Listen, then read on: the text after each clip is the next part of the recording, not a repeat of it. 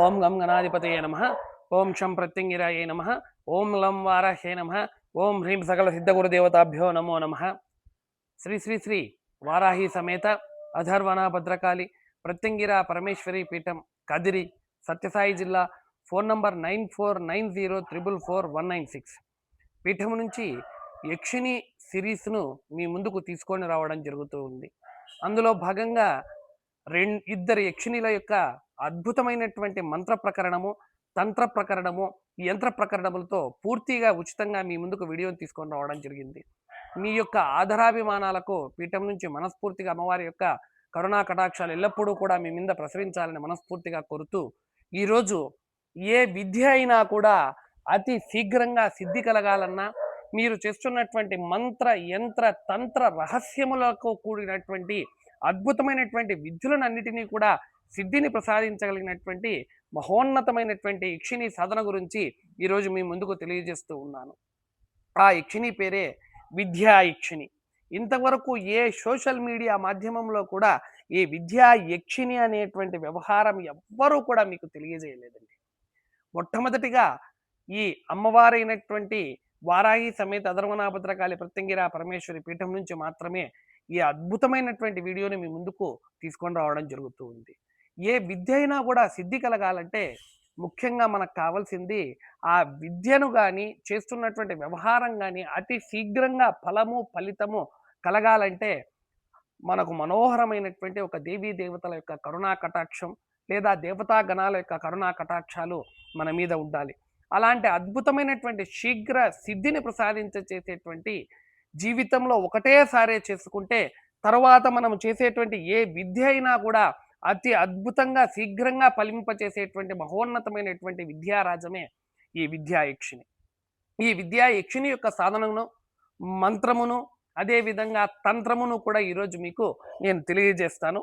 జాగ్రత్తగా విని మంత్రమును రాసుకొని ప్రయత్నం చెయ్యండి. ఇది ఏ విధమైనటువంటి హానికరమైనటువంటి విద్య కాదు. నిన్న మొన్న చెప్పినటువంటి వీడియోలు చాలా ప్రమాదకరమైనటువంటివి. చాలామంది నన్ను అడుగుతున్నారు, గురువుగారు మంత్రాలు మంత్రాలు మంత్రాలు మీరు దాచిపెడుతున్నారని. నేను ఏది దాచిపెట్టనండి. ఎందుకంటే ఏది కూడా ఎవ్వరికీ కూడా హాని కలగకూడదు అనేటువంటి ఉద్దేశంతోనే ఇన్ని రోజుల వరకు నేను మంత్రములను ఎంతవరకు బహిర్గతం చేయాలో అంతవరకే బహిర్గతం చేశాను.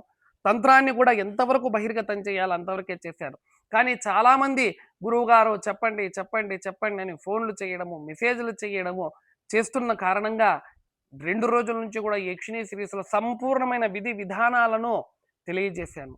ఆచరించే వాళ్ళు ఆచరించుకోవచ్చు, లేదా విని ఆనందించి ఓహో ఇంత గొప్ప సాధనలు మనలో ఉన్నాయా అని తెలుసుకునేవారు ఉంటే విని సుఖించండి. అంతేగాని గురువు సాన్నిధ్యము, గురువు పర్యవేక్షణ లేకుండా ఈ విద్యలను దయచేసి చెయ్యొద్దండి. గురువుగారు చెప్పారు మళ్ళా బెదిరిస్తున్నారా, భయపడిస్తున్నారనే కామెంట్స్ రావచ్చు. కానీ మీరు బాగుంటే నేను బాగుంటానండి. సర్వే జన సుఖినో భవంతు అనే ఉద్దేశంతోనే స్థాపించబడినటువంటి పీఠం. అంతేగాని మీకు ఏ విద్యను కూడా నేను నేర్పించకూడదనేటువంటి ఆలోచన లేదండి. పీఠానికి రండి, ఉచితముగా ₹1 విద్యను మీకు నేర్పించినందుకు డబ్బులు తీసుకోమండి. మీరు ముందు మా యొక్క శిష్యులను అడిగినా కూడా చెప్తారు, నా దగ్గర విద్యను అభ్యసించేటువంటి వారు ₹1 డబ్బు తీసుకోకుండా పూర్తిగా విద్యను పూర్ణ క్రమము నుంచి నేర్పిస్తూ ఉన్నాం.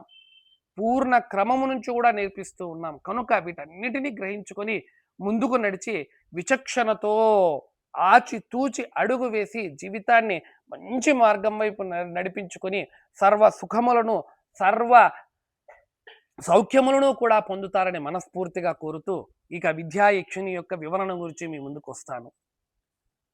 అమ్మవారైనటువంటి విద్యా యక్షిణి యొక్క సాధన ఎక్కడ చేయాలి? మొట్టమొదటి ప్రశ్న. అమ్మవారైనటువంటి విద్యా యక్షిణి యొక్క సాధనను ఎక్కడైనా కూడా ఏకాంత ప్రదేశములో మనుషుల యొక్క ఆరా అనేటువంటిది తిరగకోకుండా, తగలకోకుండా ఉన్నటువంటి ప్రదేశములలో ఈ యొక్క సాధనను చేయవచ్చు. శ్మశానాలలో చేయాల్సిన అవసరం లేదండి. నదీ తీరాలకు వెళ్ళవలసిన అవసరం లేదు. మీ యొక్క ప్రదేశములోనే, మీ యొక్క స్వస్థలములోనే నిషీధి సమయంలోనే చేయాలండి ఈ విద్యలన్నీ. అంటే రాత్రి 11 పైన మాత్రమే చేసేటువంటి విద్యలు. ఏవి కూడా గృహంలో చేయకూడదు. యక్షిణీ సాధనలు కానీ, అప్సరస సాధనలు కానీ, పిశాచ సాధనలు కానీ, గంధర్వ సాధనలు కానీ, ఇతరమైనటువంటి ఢాకిని షాకిని ఇలాంటి సాధనలు ఏవి కూడా ఇంటిలో చేయకూడదు. క్లారిటీ ఇచ్చేస్తాను ఒక ప్రశ్నకి. నిర్జనమైనటువంటి ప్రదేశంలో మనిషి యొక్క ఆరా అనేటువంటిది లేని ప్రదేశంలో ఈ సాధన చేయాలి. ఏ విధమైనటువంటి వస్తువులు వస్త్రములు తీసుకొని వెళ్ళాలి ఈ సాధనకి? మొట్టమొదట ఈ సాధనకు మీరు వెళుతున్నప్పుడు ఏ చెట్టు కూడా అవసరం లేదండి, నిర్జన ప్రదేశం ఉంటే చాలు. రెండవది, పంచోపచార పూజా విధానానికి కావలసినటువంటి ద్రవ్యములన్నీ తీసుకొని వెళ్ళండి. పంచోపచార పూజా విధానం కావలసిన ద్రవ్యములు మొట్టమొదటి వీడియోలోనే చెప్పాను, అవన్నీ తీసుకొని వెళ్ళండి. వస్త్రాలు మాత్రము తెల్లని వస్త్రములు ధారణ చేయాలి. తెలుపు రంగు వస్త్రములను ధారణ చేయాలి. ఎక్కడా కూడా సూదితో కుట్టినటువంటి షర్ట్స్ కానీ ఇంకా ఇతరత్ర లో వస్త్రాలు కూడా స్టిచ్చింగ్ అయిండేటువంటివి ఉండకూడదు, అంటే కుట్టినవి ఉండకూడదు. జాగ్రత్త. రెండవ ప్రశ్న. సిద్ధి అయ్యేదానికి ఇవన్నీ చాలా ముఖ్యమైన అంశాలండి. మూడవది, మీరు కూర్చునేటువంటి ప్రదేశంలో ఆవు పేడతో లేపనం చేసుకోండి. సాధన కూర్చునేటువంటి ప్రదేశంలో దాని మీద కొద్దిగా పసుపు కుంకుమను వృత్తాకారంగా పసుపు కుంకుమను ఒక వలయంలాగా తీసుకొని వెళ్ళండి. గంగాజలమును చేతిలోనికి తీసుకుని గంగాజలముతో ఆ యొక్క వృత్తాకారంగా ఉన్నటువంటి ఆ వలయాన్ని సంప్రోక్షణ చేసుకోండి.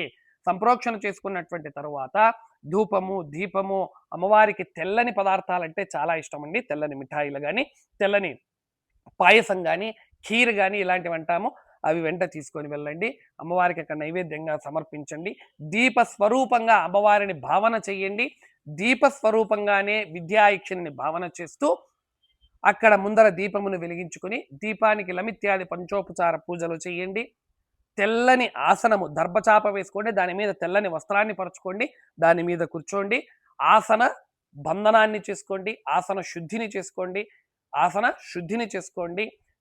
చుట్టూ కూడా దశ దిగ్బంధన మంత్రము ద్వారా 10 దిక్కులను కూడా బంధనము చేసుకోండి. ఇది జాగ్రత్త.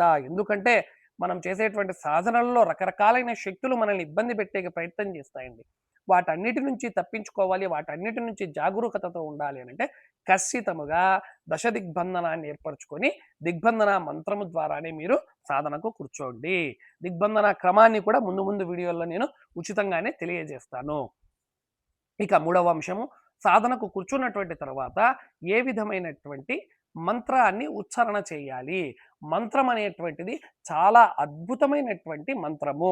అమ్మవారి యొక్క కరుణా కటాక్ష వీక్షణములు పొందడానికి, విద్యాయక్షిని యొక్క సర్వసిద్ధిని పొందడానికి ఉపయోగించేటువంటి మంత్రం చాలా చాలా పవిత్రమైనటువంటిది.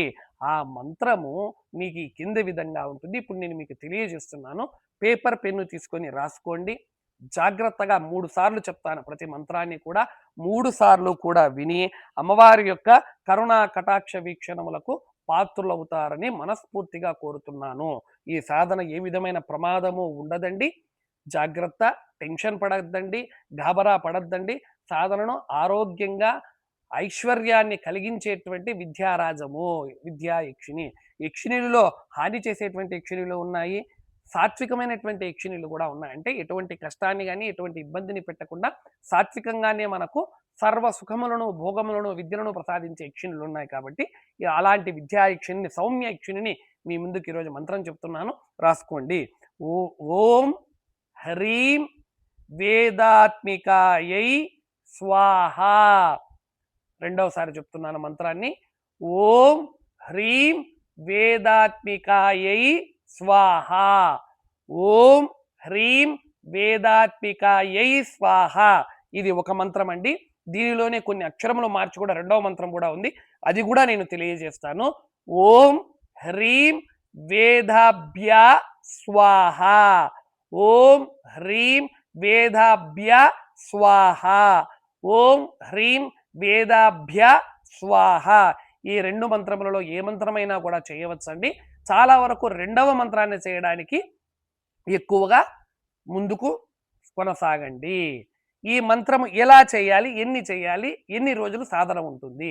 ఈ మంత్రమును ఖచ్చితముగా 91 రోజు అనగా సంపూర్ణ మండల దీక్షను ధారణ చేస్తూ ఏకభుక్తము, భూషయనము, బ్రహ్మచర్యము లాంటి కఠినమైనటువంటి కఠినమైనటువంటి ఆచారములను పాటిస్తూ తెల్లని వస్త్రములను మాత్రమే ఆ యొక్క 91 రోజు మండలము పూట కూడా ధారణను చేస్తూ ఖచ్చితముగా సాధన చెయ్యండి. 91 రోజు ప్రతిరోజు కూడా ఈ మంత్రమును 10,000 సార్లు జపము చేయవలయును. ఎన్నిసార్లు? 10,000 సారి. చిన్న మంత్రం అండి. ఈ 10,000 సారి 91 సారి అయినటువంటి తరువాత 91 రోజులు అయినటువంటి తర్వాత ఈ 10,000 సారి అనేటువంటి జపము చేసిన మంత్రమును మరి తిరిగి 1008 సార్లు హవనమును చెయ్యండి. హవనమును అక్కడే ఏ ప్రాంతంలో అయితే మంత్ర జపములు చేశారో ఆ ప్రాంతంలోనే హవనమును చెయ్యండి. హవనమును చేసినటువంటి వెంటనే అమ్మవారు ఆ హవనములో నుంచి ఉద్భవించి ధూమ రూపములో అనగా పొగ రూపంలో అమ్మవారు బయటికి వచ్చి ఖచ్చితముగా విద్యా సిద్ధిని ప్రసాదింపచేస్తుంది. అమ్మవారు ఆ తత్వమునందు మీకు కనిపించి ఖచ్చితముగా ఆ మహాతల్లి యొక్క కరుణా కటాక్షాలు మీ పైన ఉంటాయి. ఈ సాధన 11 రోజులు చేసినటువంటి వెంటనే కూడా మీ యొక్క మాట తీరు మారిపోతుంది. మీకు తెలియకుండానే మీ యొక్క మాట మనోహరంగా మారిపోతుంది. మీరు చేస్తున్నటువంటి విద్య అనేటువంటిది ఏదైతే ఉందో అది అద్భుతమైనటువంటి గతి పురోగమనంతో ముందుకు సాగుతూ ఉంటుంది. కనుక ఇలాంటి విద్యాయక్షిణి యొక్క సాధనను అందరూ కూడా చేస్తారని, గురువు ఉపదేశం కావాలంటే నా దగ్గరికి రండి. దీనిని ఉచితంగానే చేస్తాను. ఏ మంత్రమైనా ఉచితంగానే ఇవ్వబడుతుంది. ఈ మంత్రం అయితే సాత్వికమైనటువంటిది కాబట్టి రూల్స్ అండ్ రెగ్యులేషన్స్ చాలా ఎక్కువ ఉండవండి. కనుక మీరందరూ సాధన చేయవచ్చు. చేసి సుఖిస్తారని ఆశిస్తూ శ్రీమాత్రే నమః. శ్రీ గురుభ్యో నమః. హరి ఓం తత్సత్. హరి ఓం తత్సత్. హరి ఓం తత్సత్.